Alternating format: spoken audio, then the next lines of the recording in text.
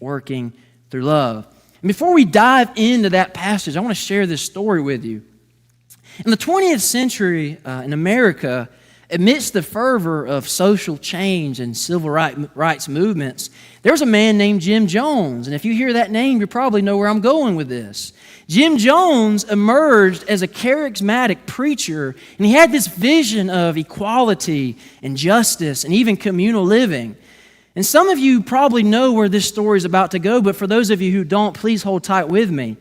Jones, this charismatic preacher, came on the scene, and he began to draw people after himself to follow him in these crazy teachings that he was getting folks to believe. And ultimately, he was isolating himself and these people away from Christ, the church, and from everybody. Because for those of you who want to know, he eventually led a large group of people, over 900 people, down South America, and when he got them there, they were isolated, completely away from the world. And word began to spread about this group that had followed Jim Jones down to this area, and they found him, and what they found was quite scary. They found a group of people who were completely dominated by one man.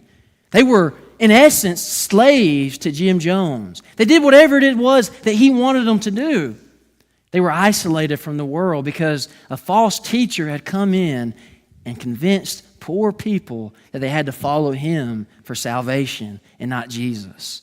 And as the story goes, and it's really sad from here, he convinced over 900 people, men, women, and children, to commit mass suicide.